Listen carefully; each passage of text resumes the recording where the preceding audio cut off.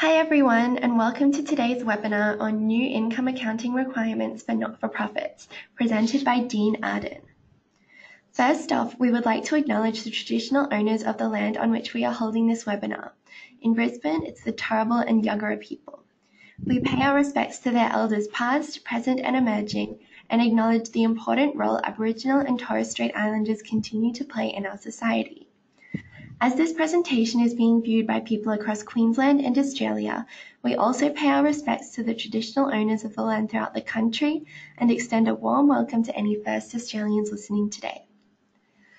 This presentation is for professional development and education purposes only and is not intended to provide legal advice. It is not to be used for commercial purposes without the express permission of the author. Information is current as at the 27th of June 2019. Today, we are fortunate to have Dean Ardern as our presenter. He is currently the Associate Director of IFRS Advisory at BDO and has over 10 years of technical accounting experience, so is very well placed to present this webinar. I'll hand over to Dean and talk to you again at the end of the session.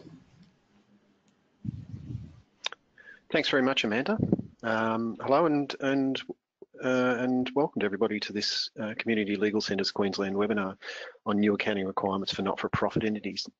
Today we're particularly focusing on AASB 15 revenue from contracts with customers and AASB 1058 income of not-for-profit entities. And as Amanda mentioned, my name's Dean Ardern and I'm not only one of the Associate Directors in BDO's IFRS Advisory team, I'm also your tour guide for today's webinar. So I think without further ado, we might just get into it. 2019 is actually going to be a very big year for not-for-profit entities, particularly on the financial reporting front. On the list there I've provided, the reason why it's going to be a big year is because a lot of standards for not-for-profits, accounting standards that is for not-for-profits, are converging on the 2019 reporting period. So from 1st of January 2019, AASB 15, AASB 1058 and AASB 16 will all become mandatory. Now, my intention today is to give you really a brief overview of the new requirements in AASB 15, AASB 1058 and 16, but also to look at some of the ways that not-for-profits can maybe prepare themselves for these changes. As most not-for-profits have a 30th of June reporting date, this slide probably should say 1st of July 2019, but nevertheless the clock is actually still clicking down. Now to date, not-for-profits should have already implemented AASB 9 financial instruments. Now, the main impact of AASB 9 probably had on most not-for-profits was around the manner in which they classified their investments, particularly equity investments that are intended to hold long-term investments. I'm aware that quite a lot of not-for-profits early adopted AASB 9 because there was an opportunity to designate certain types of investments at fair value through what's described as other comprehensive income, but I think for most people they think about it as fair value through reserves.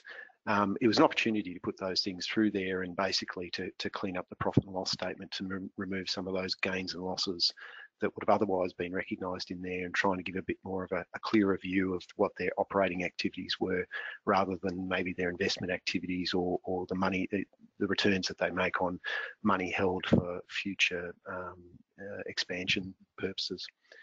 Now, for-profit entities actually have already applied AASB 15.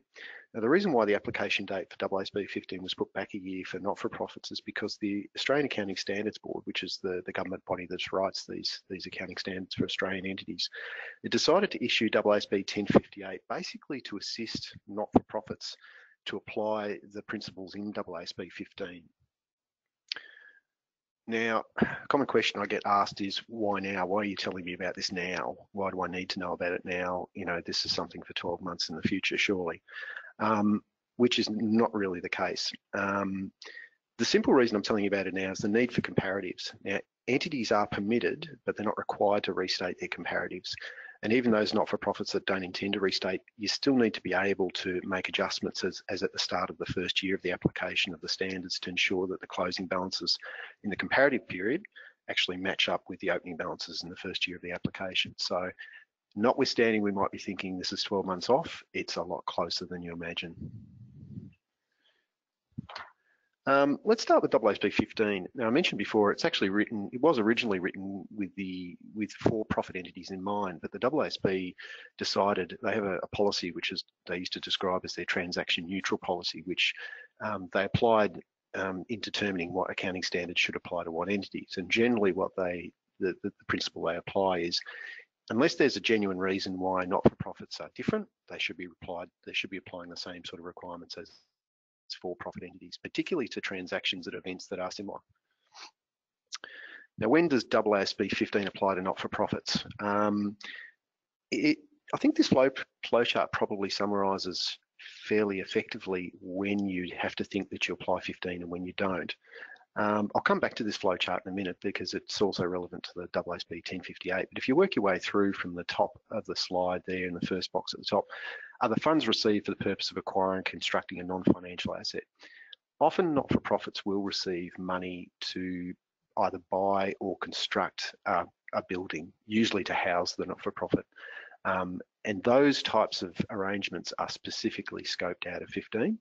And so what you have to do is look to AASB 1058, specifically paragraphs 15 and 17 as the guidance of them. So in the first step, when you're looking at a receipt of some funding, you're asking yourself the question, is this a contract with the customer, or does this actual consideration have to be accounted for under AASB 15? First question is, what's the purpose of it? Why were you given it? If you were given it to actually, the requirement was you actually have to go and buy or to construct a non-financial asset like an item of property, then it's into AASB 1058. If the answer is no, you progress through. Now the next two, I think describe them as brown boxes there on the left-hand side. The next two down, they are the most critical ones about to determine whether or not a particular transaction falls into AASB 15 or not. The first box there says, does the transaction occur in a contract with a customer that created enforceable rights and obligations? The first thing that a contract with a not-for-profit entity must be able to identify from is if I don't fulfill certain criteria in this contract, will I be required to give the money back? And that's probably one of your critical criteria to determine whether something is an enforceable agreement. Am I required to do something? Am I required to give money back if I don't do it? Are there penalties? Those sorts of features will create an enforceable contract. If you don't have an enforceable contract, then you're off into the scope, you're outside the scope of 15 and you're sort of heading towards 1058. If you think about it for a brief second and ask yourself, well, why would you have that criteria in there? When you think about it from a not-for-profits perspective, if they receive money and there's no strings attached, fair chance is it's a donation. And if it's a donation, then they'll recognise it as income immediately. So if we move now, for the sake of the argument, let's imagine we've actually fulfilled that criteria, the enforceable rights and obligations criteria. So we're moving then down to, does the contract include sufficiently specific performance obligations? So promises by the not-for-profit to transfer goods or services to customers. And that also is critical. If you can't identify within the contract the goods and services that are going to be actually provided by the not-for-profit to, and it doesn't necessarily have to be to the party that provided the money, it could be to somebody outside, and often that's what happens with government funding. Not-for-profits will be given money by the government to do certain things, but the benefit of that money will be spent on others, not necessarily. The government itself doesn't receive anything directly back from the not-for-profit. It's giving the money to the not-for-profit to ask them to go and do something on their behalf. And if you can tick the second box there and say yes, then you're within the scope of AASB 15. Now, a core principle in AASB 15 is you recognise revenue to depict the transfer of promised goods or services to customers in an amount that reflects the consideration to which the entity expects to be entitled in exchange for the goods or services. That's a pretty complicated way of basically saying, look, if you are selling them a good or if you're providing a good, you'd probably recognise the revenue when you provide the good. If you're providing a service, you would probably recognise the revenue as you provided the service. Also underlying the AASB 15 is a principle that the customer is a party that has contracted with the entity to obtain goods or services that are an output of the entity's ordinary activities in exchange for consideration. That's the requirement under 15 because that's what you tend to find in for-profit sort of, contractual arrangements, is that one party will approach another and say, can you do X for me and I'll pay you Y.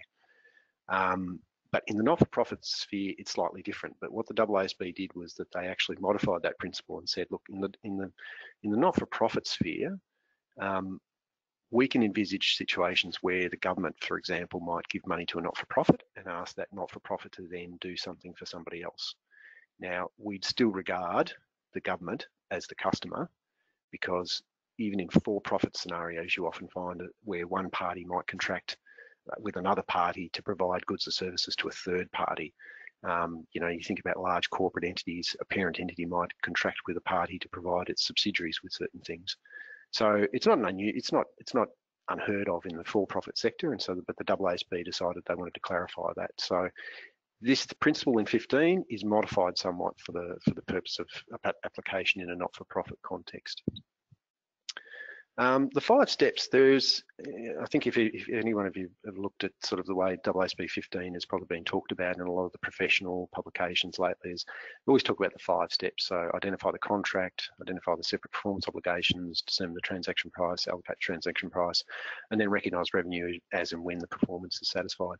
I'm not going to go into those individual steps here. I suppose just to highlight them and say, well, if you are looking at a contract and you conclude it's in 15, they're the steps that you then have to go through to actually account for that contract under AASB 15.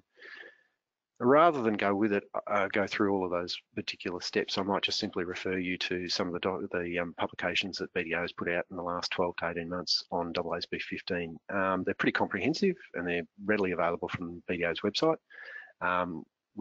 I think there's 5 webinars there recorded this year alone. And then I think last year and the year before, we also recorded about, there's 6 there as well. So there's a lot of material there on the BDO website if you're looking to dive deeper into AASB 15.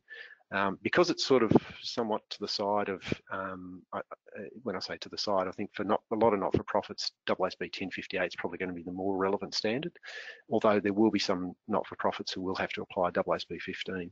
But there's quite a lot of material out there to assist you with the application of 15.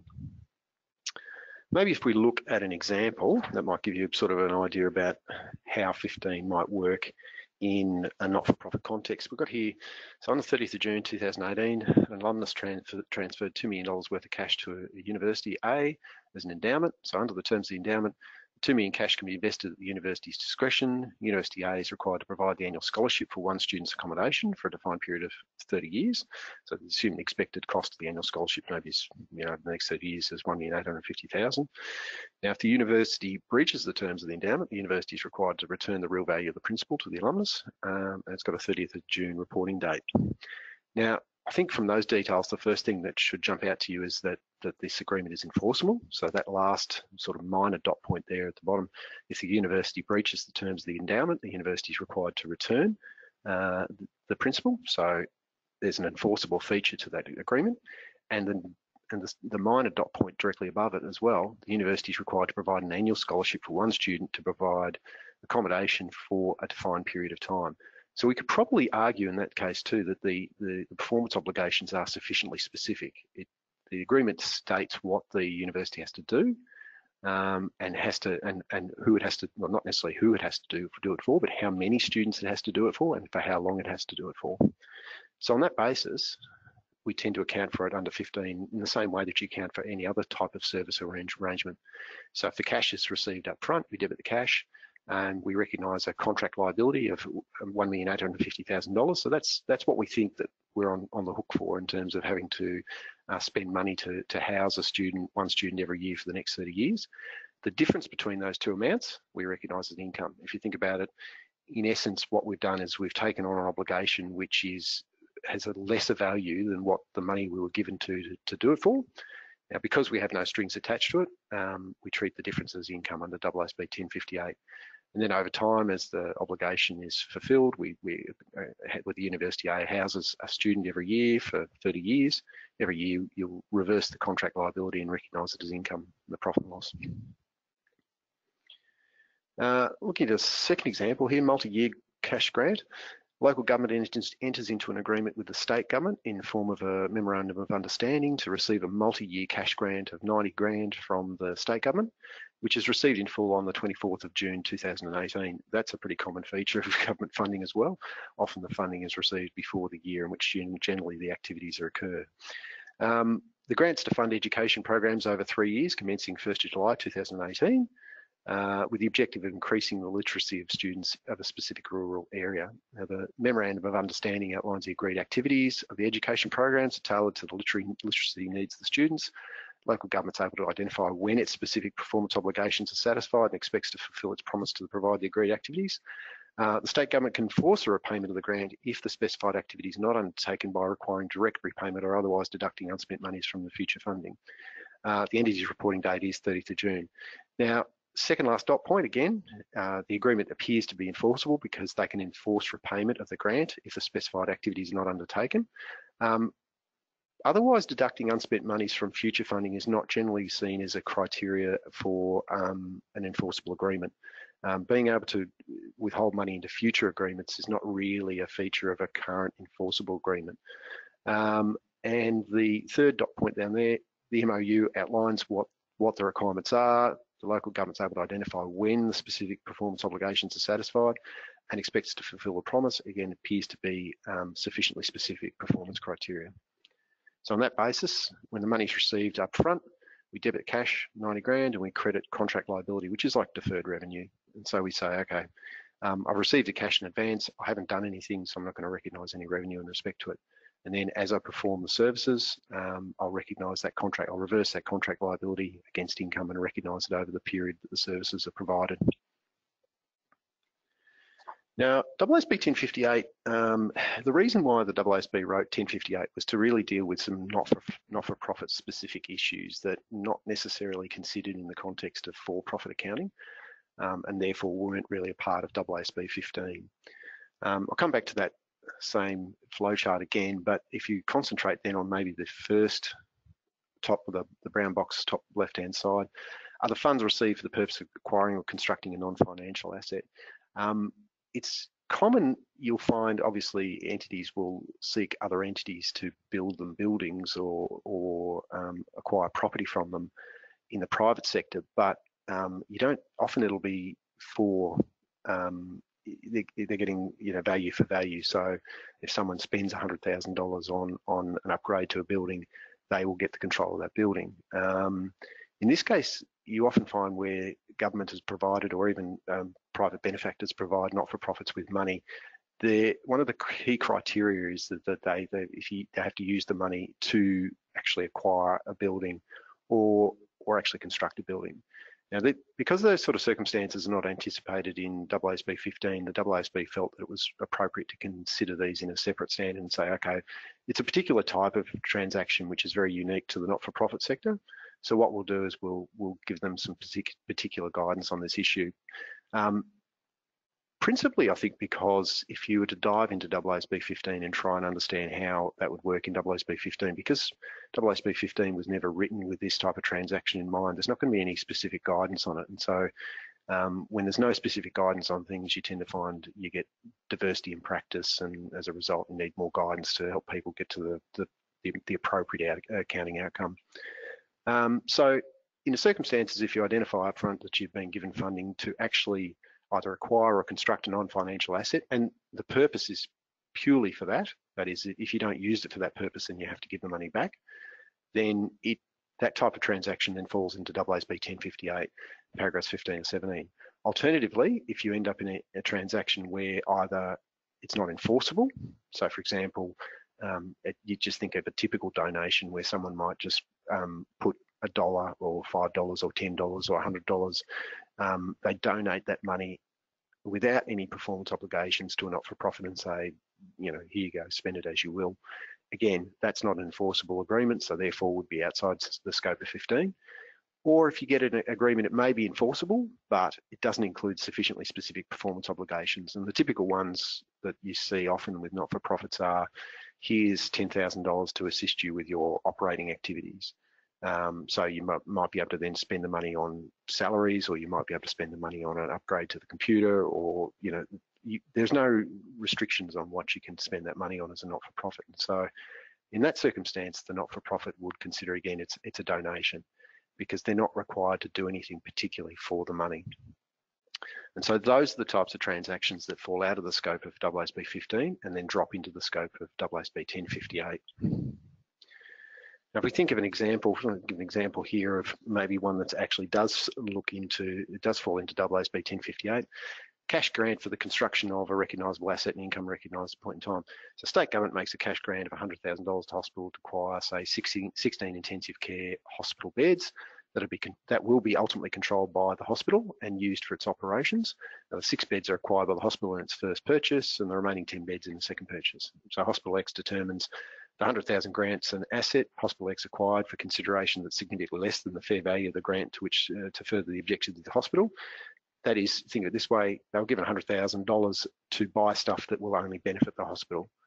The hospital doesn't have to pay any money back necessarily, doesn't have to buy anything from the government, doesn't have to give any consideration in exchange for the $100,000, except buy the beds and make sure that they use the beds in their activities. So accordingly, the grant's within the scope of 1058, and the hospital, that is, controls a financial asset within the scope of AASB 9. So in accordance with paragraph 16 of AASB 1058, Hospital X recognises the grant initially as a liability at the point in time when it obtains controls of the hospital beds, of the fund, sorry, and then recognises the income as it acquires and controls the hospital beds. And if you think of it this way, it's sort of similar to the idea that you're obliged to do something. The only situation is the hospital's actually obliged to do something for themselves. But if they don't do that thing, then arguably the grantor can then argue to have the money returned, because it was given to the hospital for a certain purpose. If the hospital doesn't spend it in a period of time, or in the specified period of time, or doesn't spend it on the things that it's required to spend it on, then it's an enforceable agreement. They have to pay it back. If that's the case, then generally you find that the hospital say, okay, I'll recognise the cash up front as a deferred type income, because I haven't fulfilled the performance obligations I'm required to with regard to the funding. When I start buying the beds, I'll recognise it as income. And that's what those journal entries there effectively demonstrate. So on initial recognition, they recognise the cash for $100,000 and they've got an obligation, whether you call it obligation or deferred income, similar sort of thing. First purchase, they recognise, reduce the obligation because they've actually made the purchase, and then they can move that those funds into income. And when they recognise the second tranche of the equipment, they'll also do the same, which is outlined there in those journal entries. This area has been, and this was an area that's been long, I suppose, been a long thorn in the side of a lot of not-for-profits whereby they receive money often in advance of something that they have to do, but because the previous standard, AASB 1004, took a very narrow view of what their obligations were with regards to the cash. And under the old standard, what they would often have to do is just recognise the cash when it was received as income. And their argument was, well, often I'll receive money in advance, particularly government funding. And as a result, what they do is end up having an issue where they've got quite a lot of income in one period and then quite a lot of expenses in the subsequent period. And they always argued, well, it really doesn't represent exactly what our operating performance was for the period. Moving on, income, not-for-profits. In addition to the types of transactions or events that I mentioned previously that are covered by AASB 1058, AASB 1058 also applies to transactions or events involving the receipt of volunteer services. Again, prior to AASB 1058, there was some diversity in practice. What I would see on occasions would be, and not frequently, but on occasions would see entities, particularly not-for-profit entities, recognising the services they've received as an expense, but also as a corresponding income. So, for example, if they received maybe, I don't know, free tax or free accounting services from a donor, often what they do is to recognise those services. So it was absolutely clear that they were receiving those services. they would debit the expense because they've received those services, but also credit income. So the total operating performance didn't change, but they felt that it was appropriate to recognise that because the numbers themselves wouldn't necessarily reflected the fact that they received these services for free. I mean, with donations of cash, obviously you can see it in the balance sheet, but not necessarily donations of services. So they felt that to be consistent, you should be treating them consistently. That wasn't common across all not-for-profits, and it isn't now. And as a result, the AASB thought it was an area that maybe they should be giving some guidance on.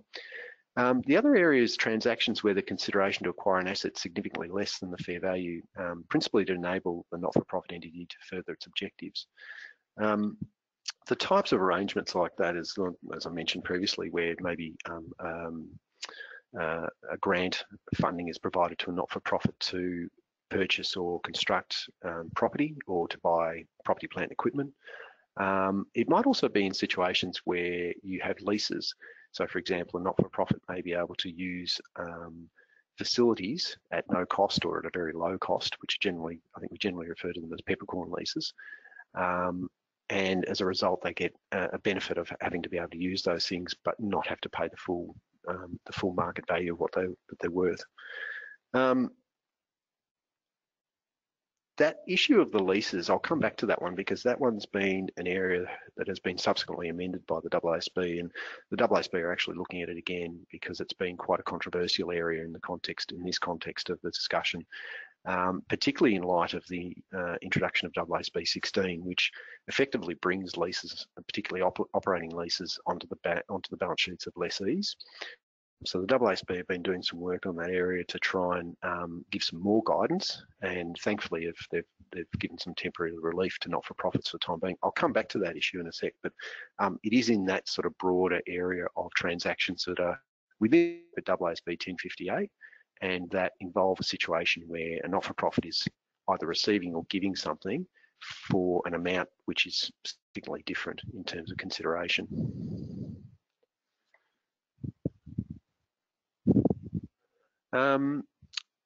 Transactions other than volunteer services generally, and this is again, if we just put the issue of AASB 16 to one side for a second, this slide effectively tries to demonstrate how the accounting sort of works.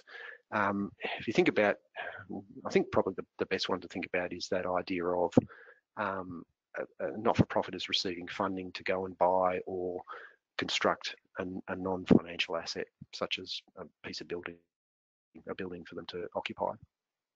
So the debit, if you think about it, it does make it easy to think about it in terms of the debits and credits. The debit is usually straightforward. It's going to be the cash or the receivable that they're going to receive as a result of the funding, executing the funding agreement or agreeing to the donation. The credit, then the question becomes is what is it and how much is it? So in the case of I think one of the examples we looked at previously, it was a case where they took on, the university took on the obligation to house one student a year for 30 years. So they worked out, okay, we have an obligation to pay money into the future to house somebody, and so therefore we'll credit a liability, and they fair valued what they thought or they effectively determined what that provision was. So they said, okay, well, based on current prices and future prices, the present value of that obligation is currently, and I think it was 1.85, I think was the number that we used. So as a consequence of those two, that debit and that credit, now we've actually got a difference between the two.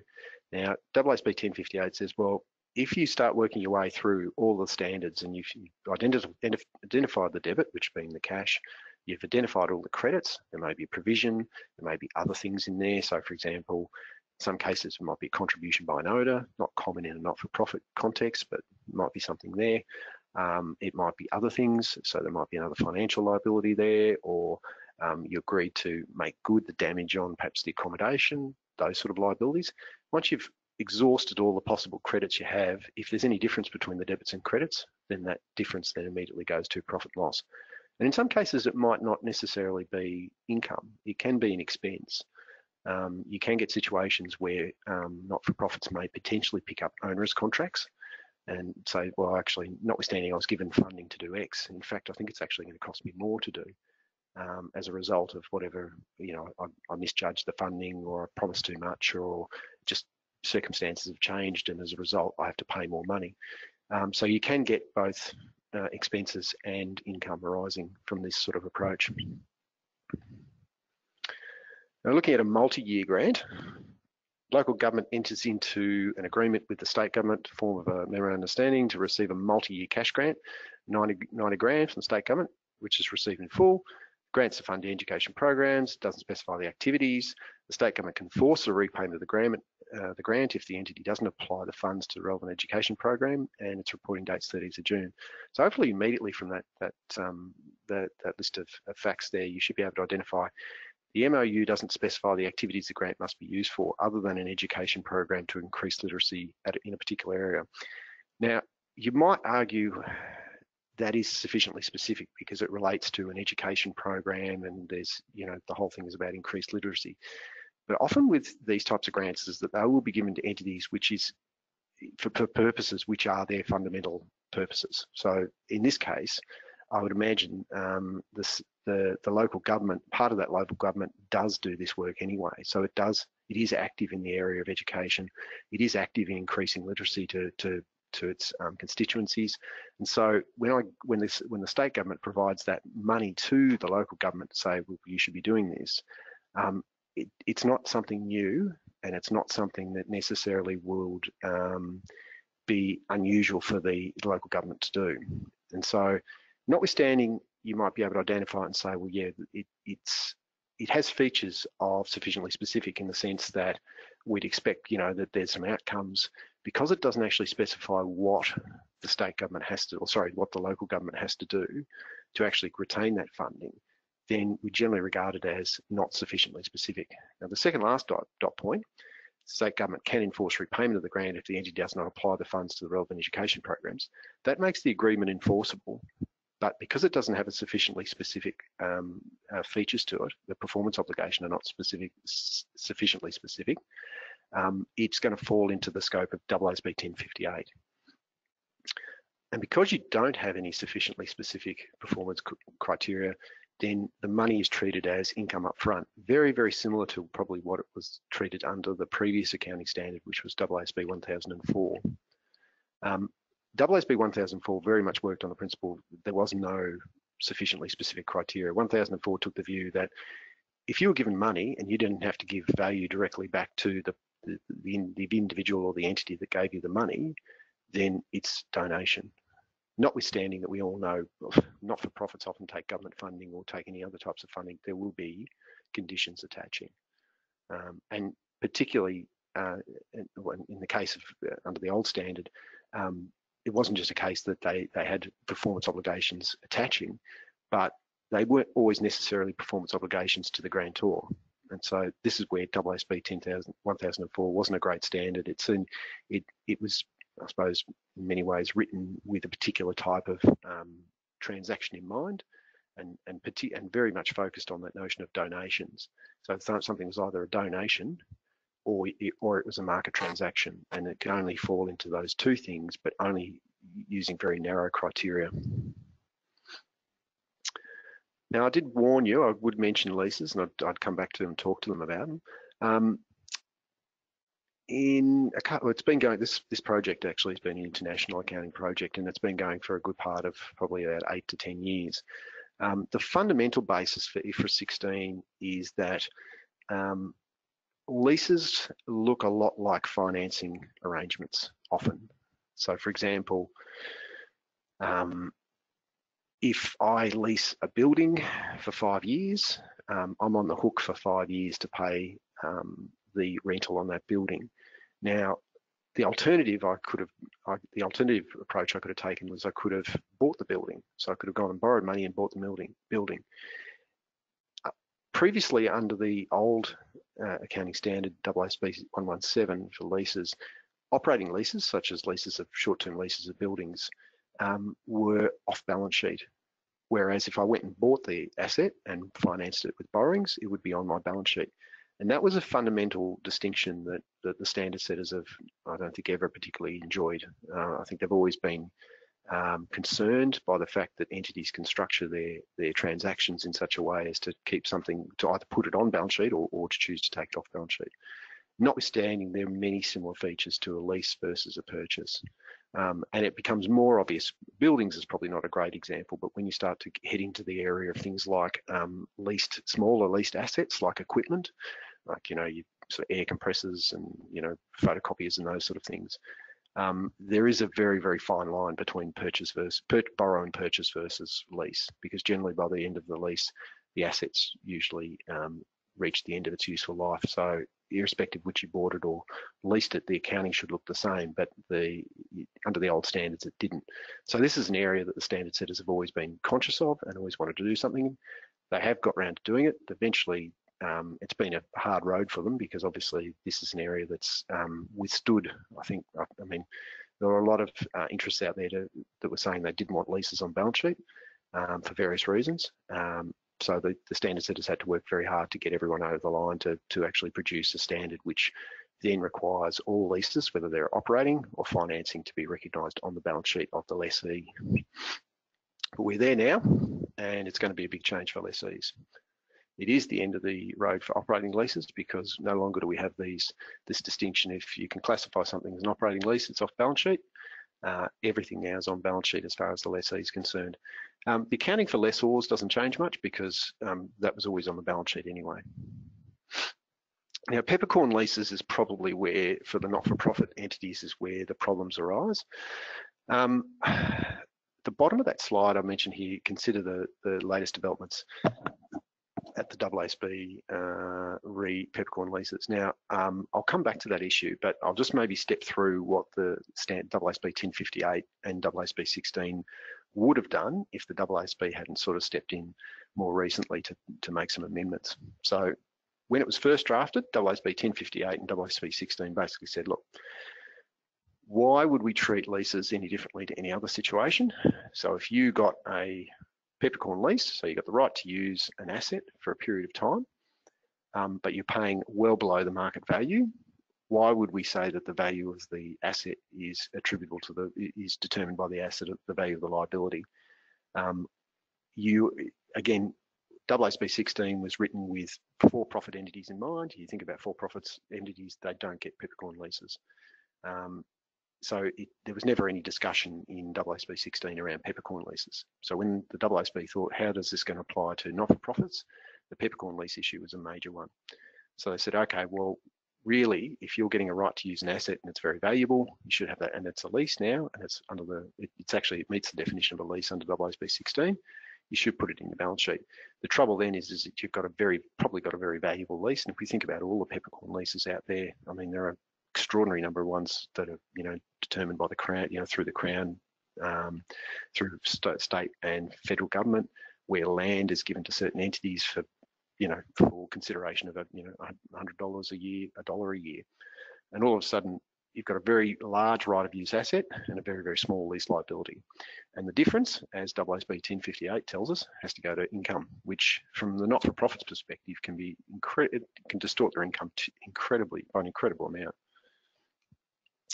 Now, if you think about an example of a lease, such a lease, School A enters a 30-year lease with a lessor for the use of a building, and this is a common scenario in the faith-based schools situations. Often you'll see schools will be leasing property from the associated church at a Peppercorn lease arrangement. The lease contract specifies lease payments of $100 per year. At the inception of the lease, the entity assesses the terms and conditions, including restriction, determines the fair value of the right to use facility is actually $360,000.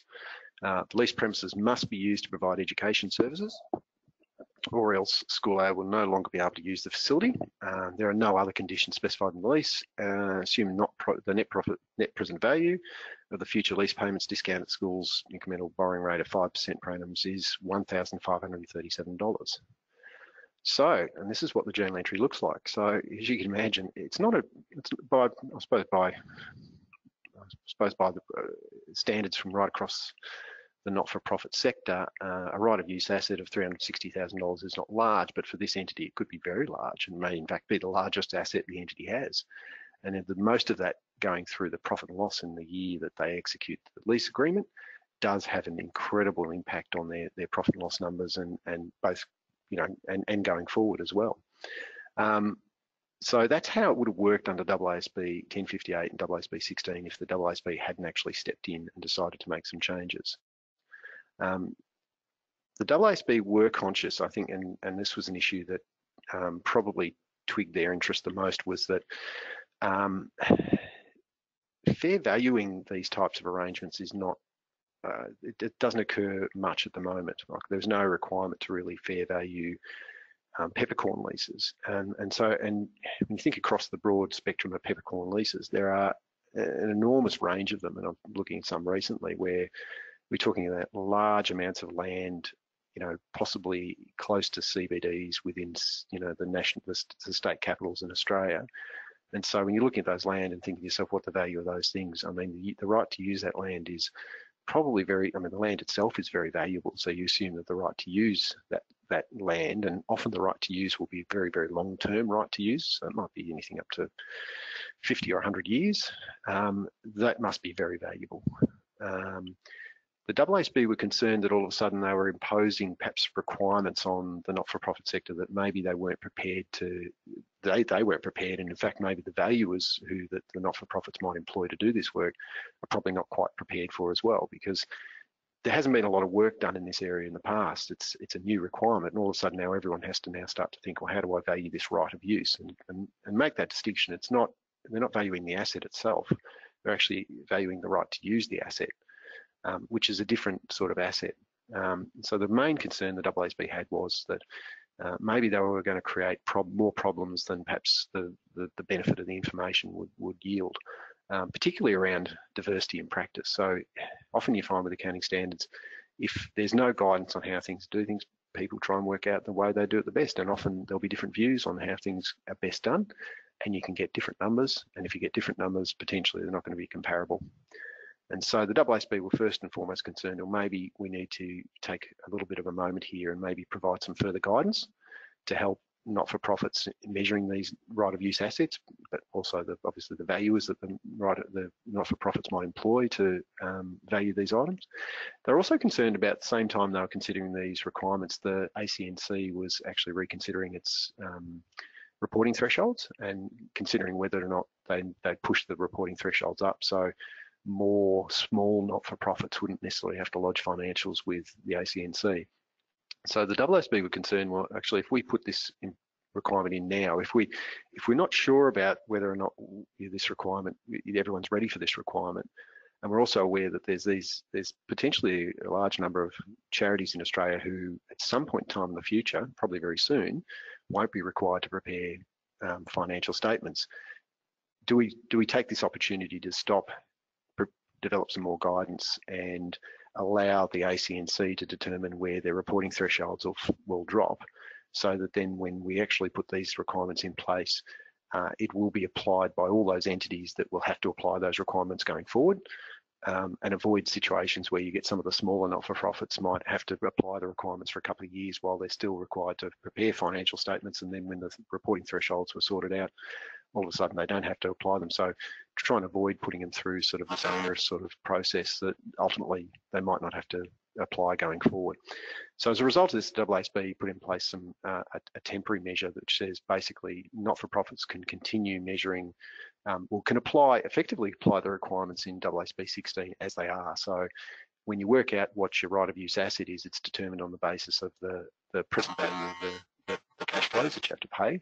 So with regards to peppercorn leases, if you've got $100 a year for 5 years, that then becomes your right of use asset.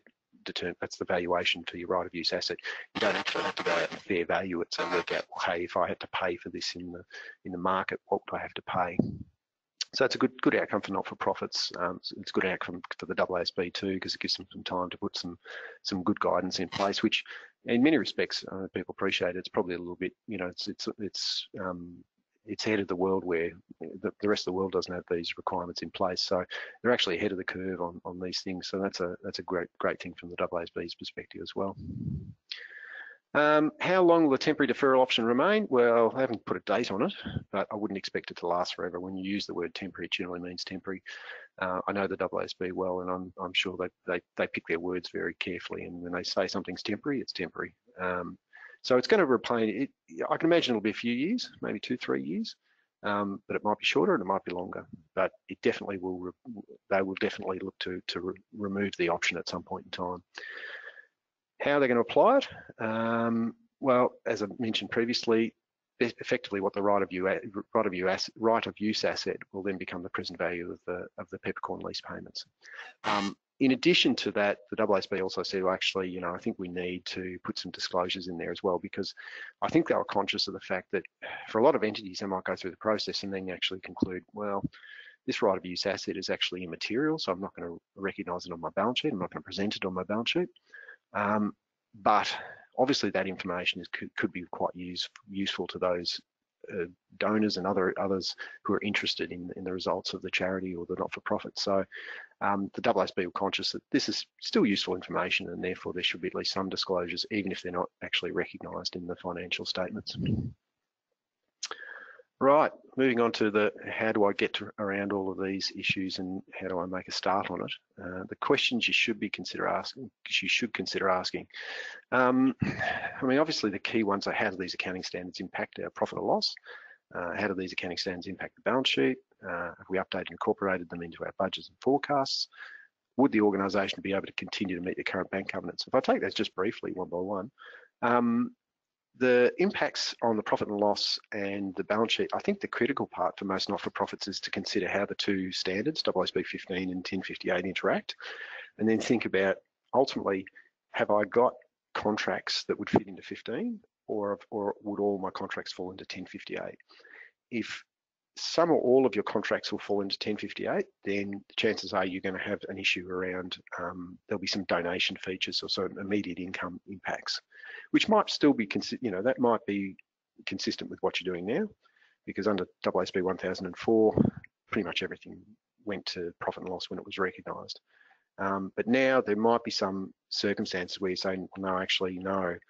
Some of these items are going to fall into AASB 15, and so therefore I need to deal with them through AASB 15. So I need to start to consider all of those five steps that I mentioned earlier in the presentation. Identifying the contract and so on and so forth, identifying the performance obligations and going through that process. That can take some time, so it's worthwhile to make that, if you do believe that you've got some contracts that fall into AASB 15, take the time to actually do the analysis. For some not-for-profits, obviously bank covenants are not important. A lot of not-for-profits don't borrow money, but if you have any arrangements, which say, for example, are maybe connected to your profit or maybe interest expense, you should really consider the implications of these standards for your operations. It might be a case that you might need to go back and talk to the counterparty about how those arrangements might work going forward. Other questions consider asking. Should you renegotiate your bank covenants? Again, subject to whether or not you got bank loans.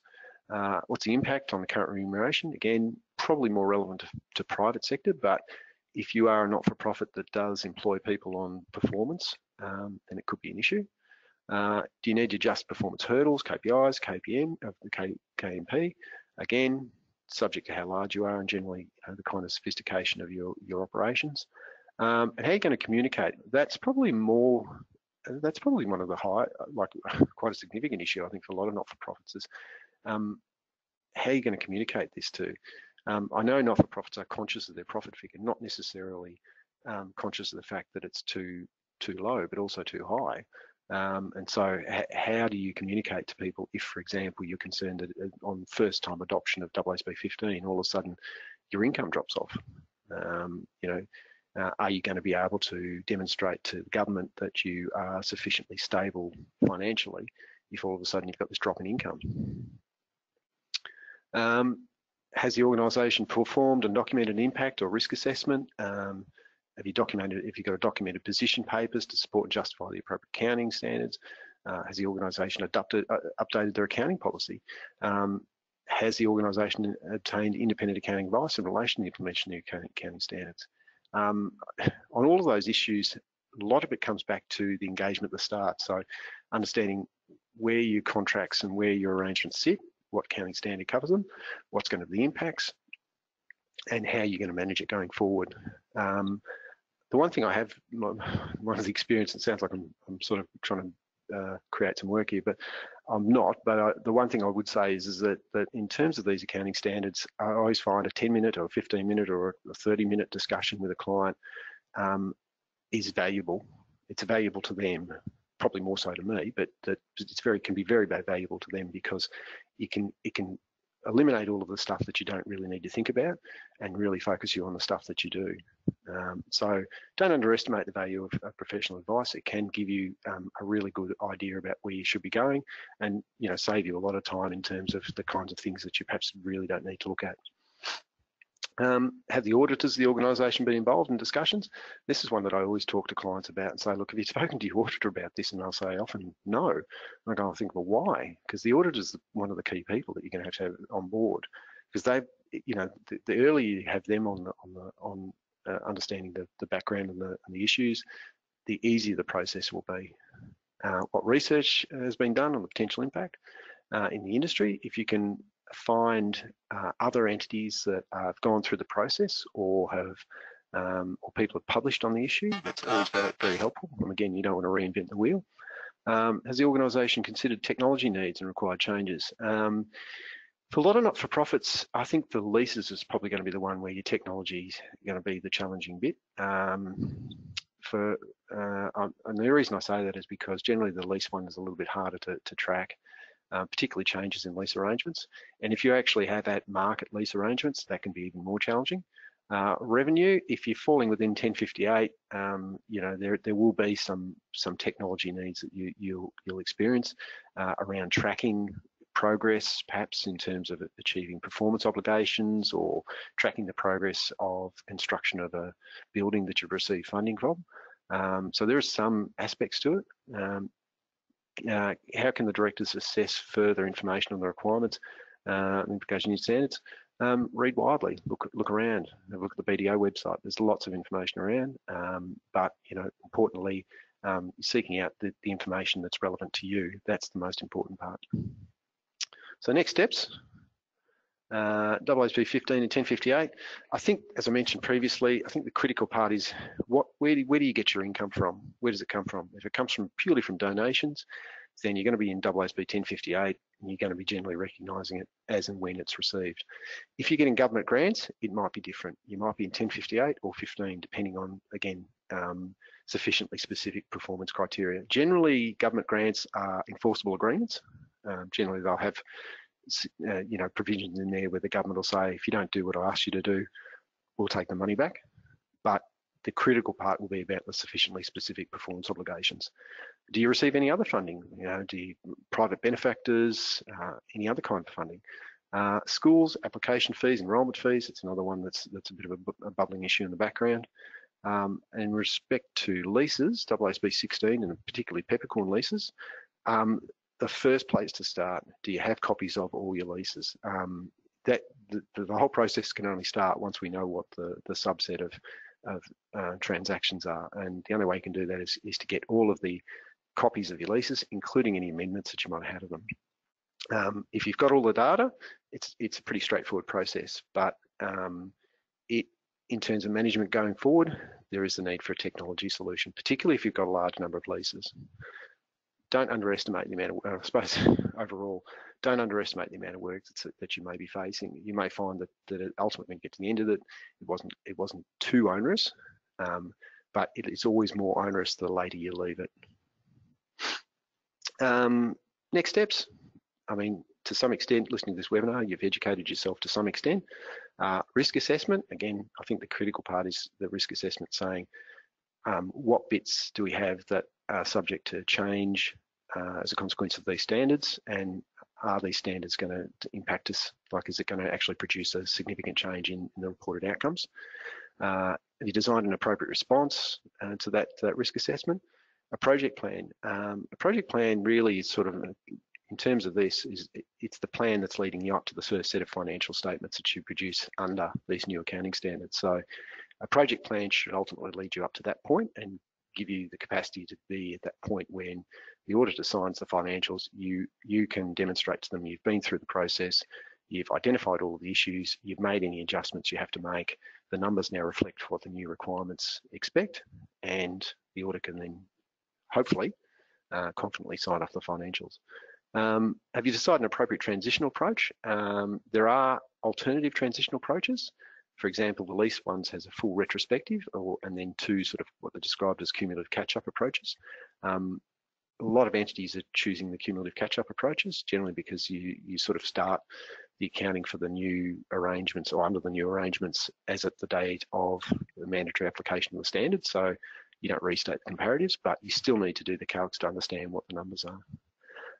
And change and improve your systems and processes to deal with the new accounting standards. Again, goes back to some of it's technology, but also some of it's understanding, okay, what do we have to track now? If we have to actually track performance and track how we've gone against what we're being required to do under the government funding, what systems have we got in place to actually do that tracking?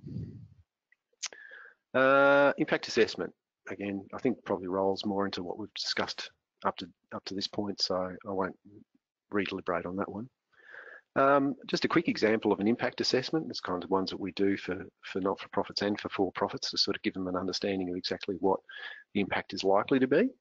And it sort of tries to demonstrate to them quantitatively what the outcomes will be, particularly over time. Did you need assistance? We've got financial reporting webinars that you're welcome to subscribe to. I think the last one was March 2017. Which is on AASB 1058. It's a very good webinar. I have listened to it. I didn't do it myself, but I have listened to it. We've got other newsletters and other publications as well for your reference. And we have people that can help you if you need that. And I think now, Amanda, if you've got any questions, we can answer those. Hi, Dean. Thank you so much for the really excellent presentation. I'm sure I speak for everybody when I say thank you. And thank you to everybody for attending. So if anybody has any questions, please type them into the question box. Okay, we have had one come through. It is, how would we account for a market lease, for a market value property lease, say a 3-year lease at 50K PA? So it's not so it's just at a market rate, it's just a standard lease? Yeah. Sounds like. Yeah, so generally market leases under AASB 16, you would account for them as basically you'd recognise a right of use asset, which is your right to use that property for the period, and you also recognise a lease liability. And what you do is you calculate the lease liability based on the payments over the 3 years. You discount those payments to your present value, and that gives you your lease liability. And that then would effectively become your right of use asset. So, for example, if it's $10,000 a year for 3 years, let's say we discounted that to say $22,000. So you debit the right of use asset $22,000 now when you entered the contract, and you credit the lease liability for the same amount. And then over time, what had happened would be under AASB 15, you amortise the right of use asset like you do any other asset.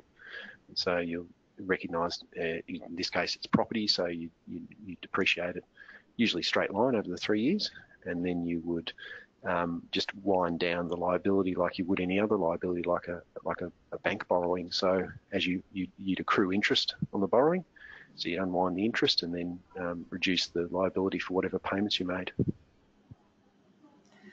Thank you. That's a really great answer. We haven't had any other questions come through. We did have a question in advance, which Dean was kind enough to integrate into his presentation. Yeah, I'm not sure. I think I did cover that one, didn't I? I think so. Yeah. You definitely gave everybody some great information about how to account for leases. I think that pretty much covered it.